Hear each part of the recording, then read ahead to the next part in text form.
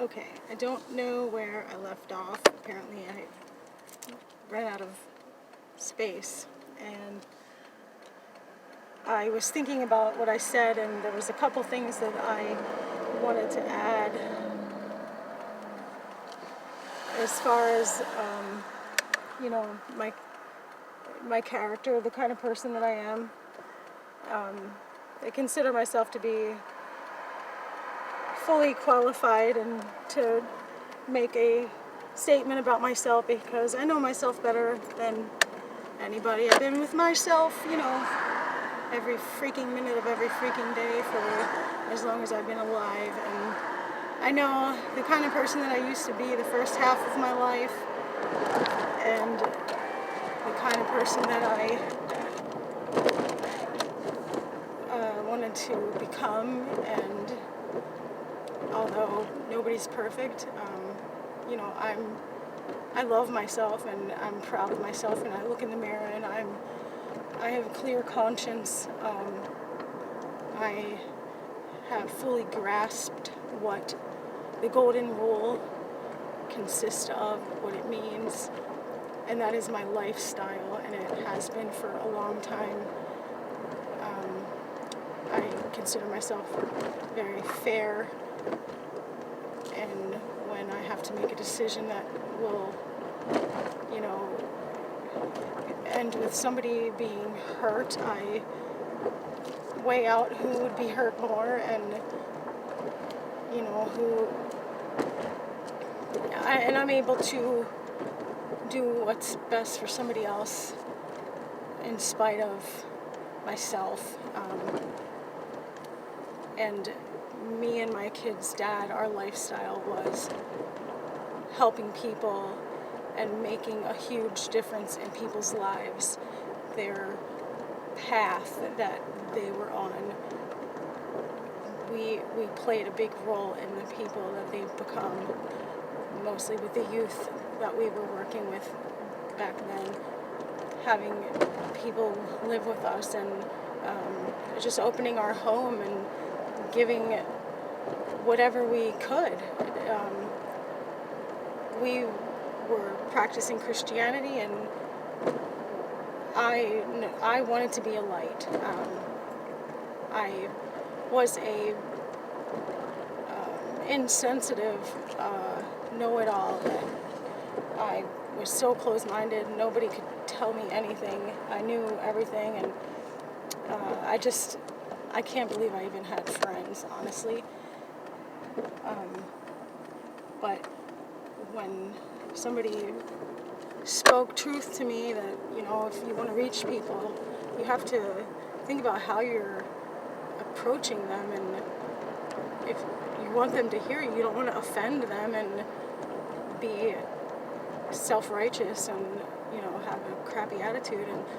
And so then I got into the habit of thinking about what would work on me, as far as if I felt like I wanted to share and give somebody advice because I didn't like their behavior or whatever. I thought about what would be more likely to help them to want to change. A lot of people have been a certain way all their life. It's not fair.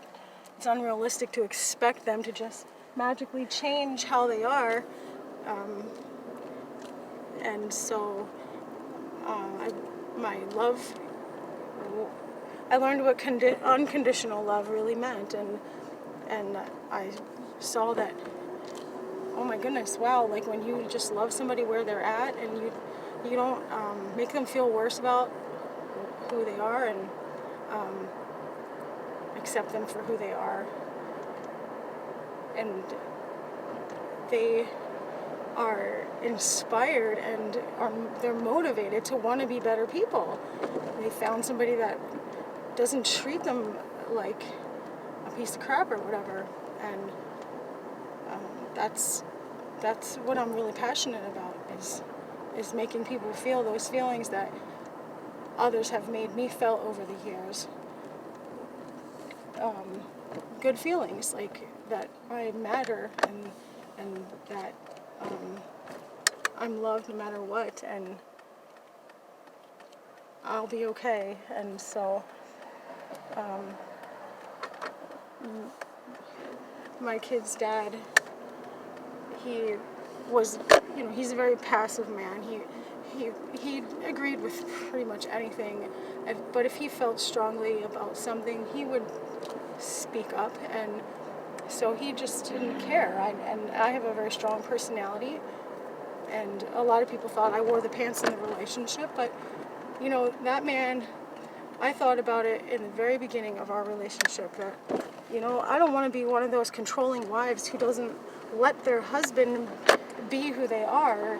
Like, for example, if he wants to get a motorcycle, I'm not going to take that away from him. I wanted him, and I told him, I want you to live your life as though you're single in the sense of, have fun and enjoy your life. I'm not going to stop you from doing things that make you happy.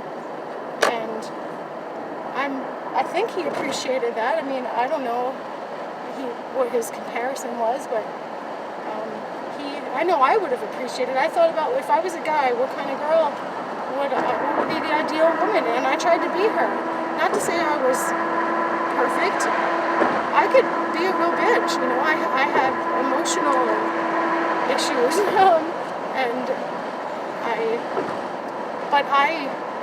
we never said shut up to each other. I mean, I could be a bitch, but not be mean. I didn't disrespect him. I didn't fight dirty and fucking, call him names and such. I would just be a bitch. But I always apologized. I felt so bad because I was saying sorry all the time in the beginning that I wanted to learn to say sorry in other languages because and I learned how to say in Spanish, and I was lo siento, but I thought I knew him as far as I thought that he was a good man, and he was a good husband and a good father. I thought we had good communication. I thought we were honest with each other. And it wasn't until he, I don't know where I left off with the last video, but I had this woman who was my best friend for 20 years, possibly, maybe a little less, whatever, but she didn't live in the same state as me. I only lived in the same state with her for 2 or 3 years, and then I moved away, but we stayed in touch over the phone for years, and I thought she was the only one who stood by me through all my stages in life, and she seemed to accept me for who I was, and she never tried to change me, and she never seemed to judge me or belittle me or make me feel worse about whatever. I mean, she seemed to be really understanding and supportive and there for me. And when me and my kid's dad got divorced, and I want to throw this in there, when we left the divorce, court, whatever, he said to me, "You do love me," and because I'm not the kind of woman that's gonna screw him over, I had the privilege of being able to stay home with my children. He worked. It was his house that he paid for. I didn't want to sell the house and get half and then be raising the kids and have him pay child support and alimony that I would have been able to get. And the judge did not feel comfortable about that at all. He thought I was making a big mistake. And at that time I was living with him and the kids, and so I said, we're different. I said, we're different. We're not like other people, and I really felt like we were. I thought I held us to a very high standard, that we were not hypocrites, that behind closed doors we were the same as when we were out in public, and I was very conscientious of, I'm not gonna try to do things that, just because nobody sees, I can get away with it. I felt like God sees everything I do, and I should be fearing him more than I fear man. So, of course, I was very stable in my lifestyle, and and very passionate about it, and I wanted to, I just wanted to love people and help them to be better than what, you know, they were, and the ones that wanted help. And love goes a really long way. And so me and him were able to, I mean, we had this one point in our relationship, this beautiful girl living with us. She was renting a room from us. She was just amazing, absolutely amazing. And and he recorded for people. He was a producer on the side, and he was always alone with beautiful women, and I never, ever, ever felt threatened or jealous or worried or nothing. I just, I trusted him. I really trusted him. And so, yeah, I guess I I take pride in that. I really do. That he was free. I know that he felt free. I know he appreciated that he was trusted. That, you know, I could hang out with guys too. We never accused each other of anything, or I never felt threatened by, and he didn't either. And I did end up with a crush on somebody, and I learned a lot about myself in that period of time, that the kind of woman that I am and the kind of woman that I'm not, because it's really easy to say that you're not a cheater when you've never been in love with somebody, when you're, you know, with somebody, and or a guy has never like been aroused by a woman and who's coming on to him and been able to say no. If you haven't experienced that, then you really can't say for sure. You know that you would or wouldn't cheat. But I would never do anything dishonorable to somebody like him. I wouldn't tell the guy, and I told my kid's dad. I just said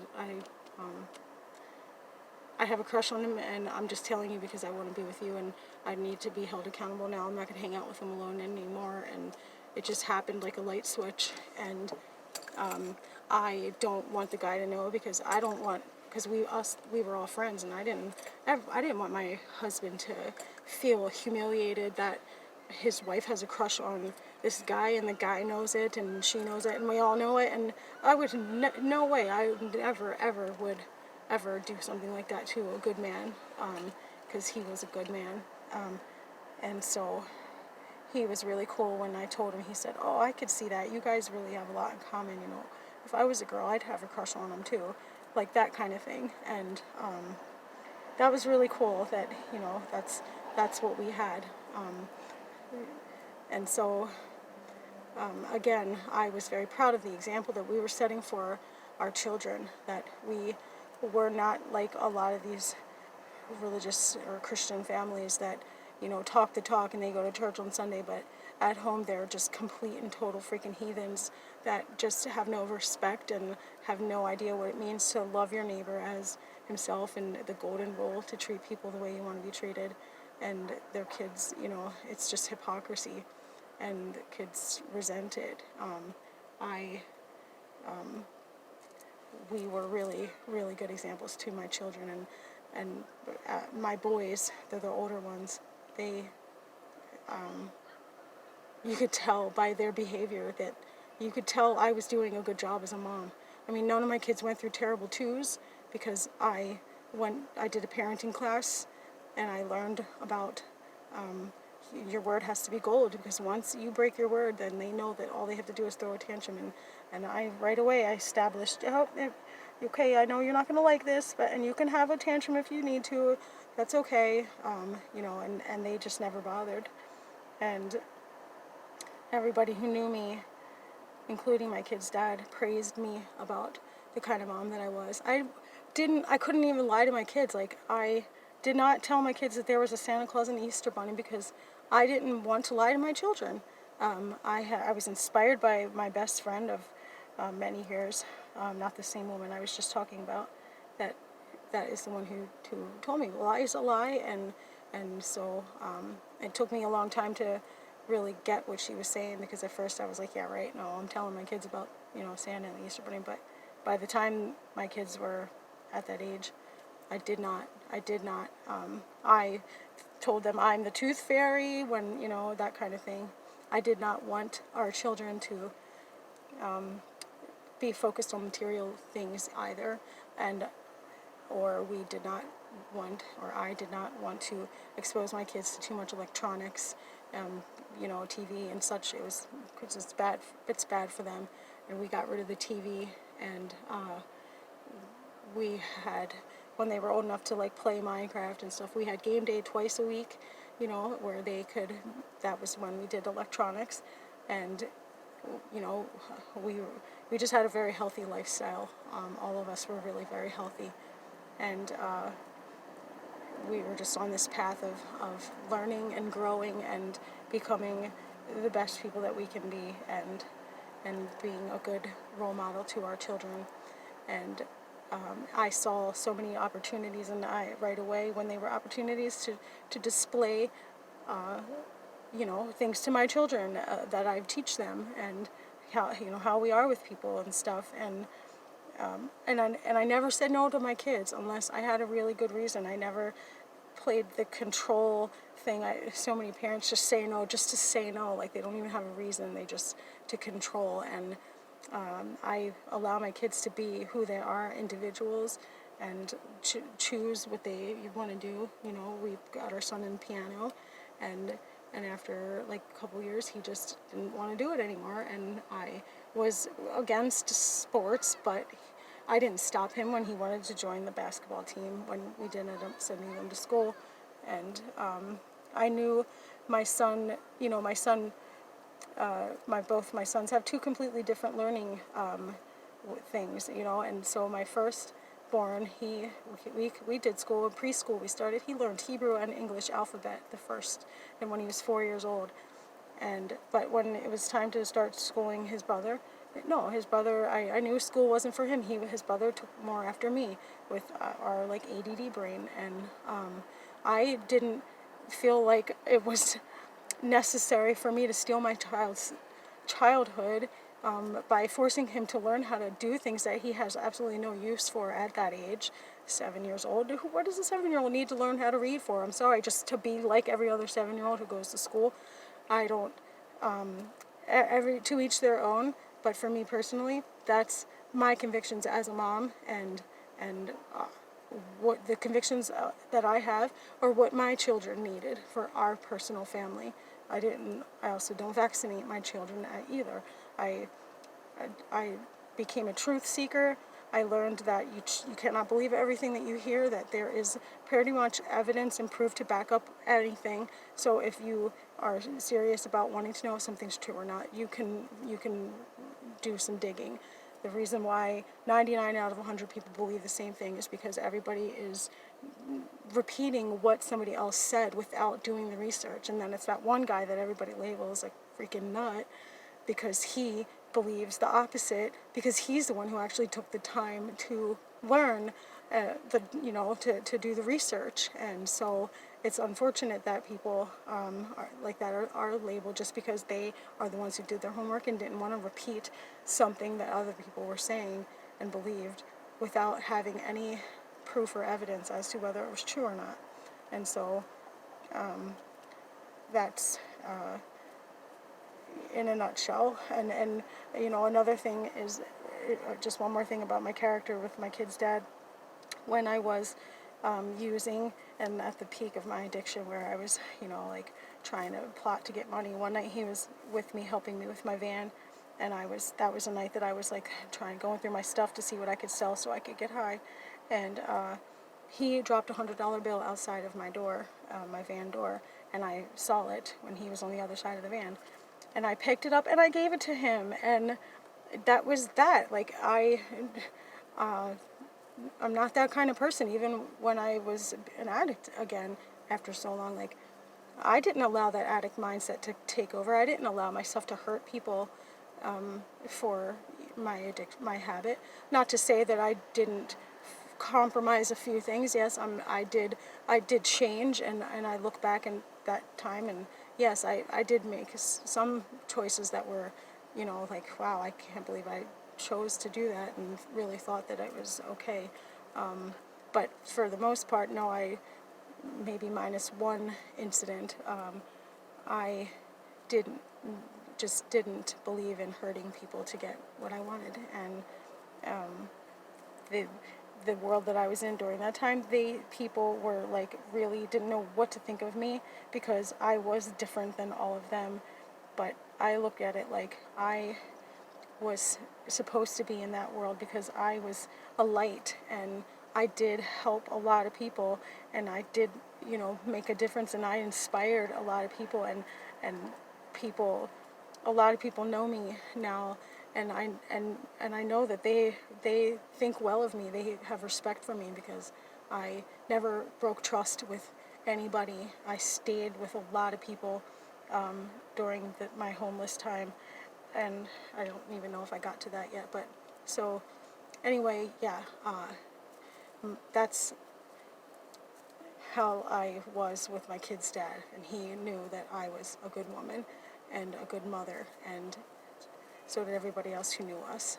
And I decided to hook him up with my best friend in Florida because I thought, oh my gosh, wow, I had them both on a pedestal. They were both my favorite people, and I thought, well, they would probably make a good couple. And so I just gave them the idea, hey, why don't you guys start talking? And so they did start talking, and I didn't think about it until like later on, hindsight looking back, but like right around the time that they fell in love with each other, his attitude towards me started to change. And now I believed her when she told me that when she talked to him, he would say things about me, about my like addiction, and he couldn't understand why she would even talk to me, and she would tell him like, why she still does. This is what she would say to me. And then, you know, there was a time where she called me and said, my daughter's worried about losing her new daddy, and she just wants assurance that you're not going to try to steal him away. And I was like, I'm with Mike. I'm in love with Mike. I'm not, I have no interest in being with Jay. I wasn't in love with him for 13 years, and I'm not in love with him now, and I'm not gonna be in love with him. That's done. He's my kid's dad, and I live here because it's best for our children to have both their parents, and we make a good team. And I would never do that to you anyway, even if I did fall in love with him again. I wouldn't try to take him away from you. I'm not that kind of person. And I already proved that to myself.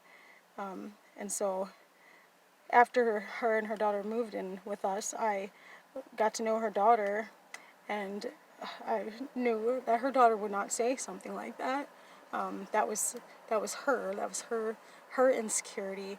And 2 weeks after she moved in, Jay like came up with like a reason to tell me to leave, because we tried to put my daughter in kindergarten, but it wasn't working out for her. It wasn't for her. Like, she was getting in trouble all the time, and she wasn't ready, and I didn't I was able, I could homeschool. So he told me I couldn't live there if I was taking her out of school. She was only in kindergarten. I said, well, then fine, I'll leave, and I'm taking them with me. And we moved in with my husband down 7 blocks away with the girls, and then we just came over to the house every day to see my boys. And so yeah, like, but then it got to the point after a couple months where my husband's mother's boyfriend couldn't freaking handle us being there, so he made it. He left her on Easter or whatever, like, and because so I had no choice. Where was I gonna go? So Jay let me move back in, and I started residing in the basement. I fixed it up, and I hung out with all the kids. By this time, I was ready to get off drugs. I wanted to get on Suboxone, and after just probably a 2-year battle of like, wow, this is hard on our family, just because I was always trying to get off of it and recover. It was just awful, and now I still was able to be a good mom and such, but it was just a lot for me to go through, and so we signed a contract that as long as I go and dose it, get my Suboxone every day, and I don't relapse, I'm welcome to live there. But if I relapse, or if I get high, then I can't live there until I complete treatment. I won't be welcome at the house. And so this was going on for like 5-6 months, and my husband was also dosing with me, and he he took a hit of weed one week, and like, they wanted to give him a urine test, and he didn't know if they were going to tell his parole officer, and he didn't want to go back to prison for 120 days for one hit of weed, so he didn't go and get the Suboxone. But then the withdrawal from the Suboxone was awful, and so he started doing heroin. And well, he knew that week. I told him, you can't do that here, you can't do this here. And the very thing I was afraid of was overdose and me losing my kids. And I was so proud of him for sending me a message saying that he sees the addict mindset coming back, and he loves what we've had for the past 6 months, and he doesn't want to mess that up. He's gonna call his counselor at the clinic and tell her, and he did in front of me, and he was supposed to go see her at 6 o'clock in the morning, but he came home at like 1 in the morning. I was laying with my daughter, and one more thing I was just thinking of is like, so the daughter, like, who, my friend and her daughter that moved in with us, her daughter really took a liking to me. She actually like broke, like, she was loner. She was always just by herself in a room on her computer or whatever, but she came out of her shell with me. She was really comfortable with me. I bonded with her. I made her feel special and welcome with me and my children. And her mom told me that, you're a great mom. My daughter even wants to call you mom. She said, you're nothing like she expected. And, I'm better with dogs, blah, blah, blah. And so I just was flattered, And so, but anyway, he came home from work, and me and my daughter were still awake, and he was being a total jerk, and because that's how the Suboxone affected him. And so last thing I said to him was, go home, and like, I fell asleep, and then a couple hours later I woke up like I normally do, went upstairs, went to the bathroom, got something to eat, smoked a cigarette, and then I attempted to go back into the room, and or into the room where he went, and my daughter woke up, and she was like, Mom, and I was like, oh, please just let me go be with Mike now, and she's like, okay. And so I went in the room, and he was dead. Found him dead. And yeah, needless to say, I mean, that was very traumatic. Needless to say, after all was said and done, I left, and my kids were with her, and I relapsed, and not thinking about anything. And then the next day, CPS came to me and told me I could not go home. They asked me if I got high, and I was like, well, yeah, like when they took him in a body bag, I did, but I said I didn't do heroin, so like, you won't find that won't be in my system. They told me I couldn't go home for 2 weeks. I had to UA for them, give them a urine test for 2 weeks, and then they got spiteful when I said, that's not what's in the best interest of my children. I did the responsible thing. I left. I didn't go home high, and my kids were in the care of their like stepmom, and I don't feel like there's anything wrong with that, but they disagreed strongly, and then they upped it to 3 weeks. And now what I just said to you is the exact same thing I told the 3 people that had documented what I said, and then reports go to CPS, Child Protective Services, and I did not participate with my husband at all. I did not even know that he did that, and he didn't tell me because he knew he wasn't supposed to do that there. And so I went in for the interview with CPS where they recorded it, and they asked me if I used with him, and I said no, and then that was that.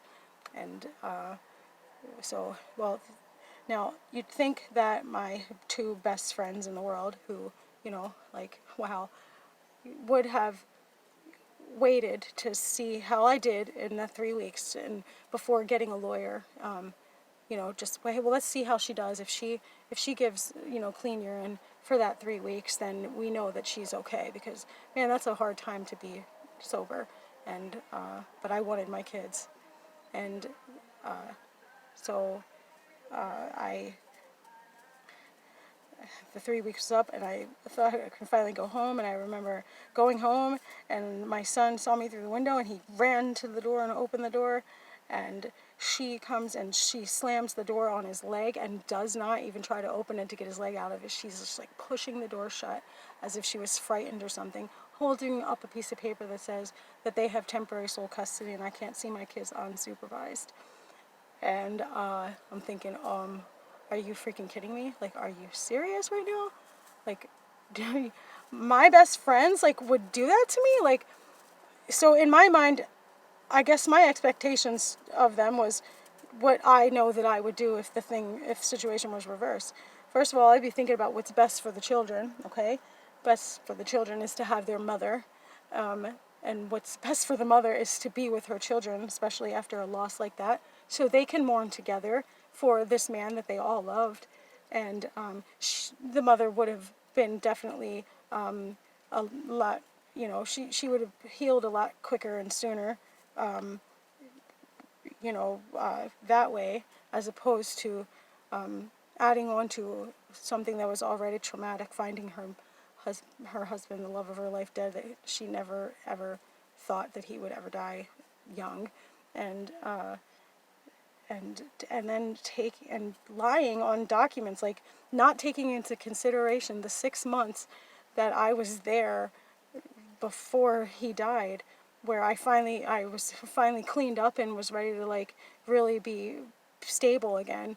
And I couldn't even stay with him once a week. I couldn't even stay with him because I missed my kids so much. So that wasn't even like taken into consideration. The things that they said about me on these court papers in order to get custody was lies. And I wasn't even that bad when I was using. It was awful to see those words on paper from these people that I thought were my friends, that, my God, the mother of your children, a woman that your children adore more than anybody on the face of the planet, you could just betray that way. Now, supposedly CPS told him that I said that I got high with my husband the night that he died. I told the cops that I got high with him. And that is a complete and total freaking lie. I have the police reports that my statement is the same in all three of the reports by the three different officials or whatever that took my statement, and that I did not, and there was not heroin in my system with the first drug test. And he didn't tell me until like a year and a half later that he believed that whole time he believed. And I tried to tell him, like, just because she wrote that down and printed it out on a piece of paper, that is not proof, okay? Now, if that was the case, then how come in my interview with them, when they asked me if I got high with Mike that night, and I said no, you'd think that they would have confronted me at that moment and said, well, this is what the police said to us that you did do. They didn't do that. And again, I do have proof that the police, what I said. And, I take pride in the fact that I am an honest person, that I do have a conscience when it comes to lying. And I'm not saying that there are not appropriate times in life to tell a lie. There absolutely are. But for me, and according to my lifestyle and my convictions, even when I was doing drugs again, I did not just become a liar again. Now, yes, there were a couple times where I would tweak the truth to get money, to, make up a stupid excuse for why I needed money to get money from somebody, but, that the addict mindset. But there was no addict mindset during this time. And so I was devastated when I couldn't go home. At this point, now, wow, like, talk about wanting to die, and that being a real pusher. It was as if these people wanted me to die. Some of the text messages that I'd get from them, or them not letting me talk to my children. I'd call to talk to my kids, and they wouldn't let me. And man, like, oh my gosh, this is not okay to do to somebody. Like, this causes them to feel the worst feelings in the world. And so, yeah, of course, I'm not going to be able to, like, use self-control. I said a lot of hurtful things to them. I'm not going to deny that. They were the truth. They were the truth, but it was still things that I would have never said, and things that did not help. But they used my children as weapons to hurt me. I got a message from her saying that she told my children that I died. And this was like in the afternoon after that morning. She called and I answered the phone. She knew I was alive. And then later she tells me she told my kids I died. And I knew that she just wanted to hurt me. Although, why? I don't know. I mean, so when CPS told me I had to go UA, I called her because she's the one who dropped me off after my husband died. She dropped me off to go to where I went. And we were friends last I knew. When I asked her if I could use her car to go up to give a urine test, she said no. And nothing after that, just no. And that hurt me because like, okay, so if I had to say no to my best friend in a situation like this, I would definitely be telling her why, giving her my reason, and helping her understand that, oh my gosh, don't take it personally, it's not because I hate you, but like, because I wouldn't want to make her feel worse than she already does. But this is not what this woman did. And so from there, it was just total attack me. Just because you had kids doesn't make you a mother. I'd get in a text message one week at the visitation center. I did not feel good. I mean, I'm homeless, traveling around, and that was a bad day for me. And I had to cut the visit short. And she sent me a message, like, criticizing me, saying you can't even handle an hour, a 2 hour visit. Like, that was just really uncalled for and unnecessary, and a lot of people probably would have just offed themselves at that kind of treatment in that vulnerability. But I just kept saying, I know that you guys are in the wrong. What you did to me, like, you had an opportunity to be an example to our children, to show them what it means to be loyal to family and to take care of people, and to help them out. You allow the mother of your children to be homeless when you could have helped her. And she's never given you a reason not to trust her, not to, she just never did. She always gave you the utmost respect, and I just never, when my husband violated and had to go back to prison the second time, and I called my kid's dad at work to tell him, and I was so devastated because they said he was going to have to go back for a year.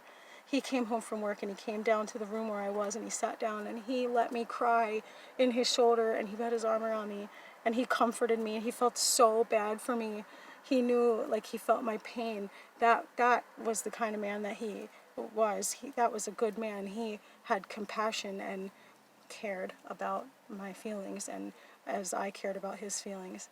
We never had drama, never communication issues, because we communicated and we were honest with each other, and we never played dirty, and we never acted spiteful. We never were spiteful with each other ever. 13 years of that. Like, it was a really freaking awesome thing.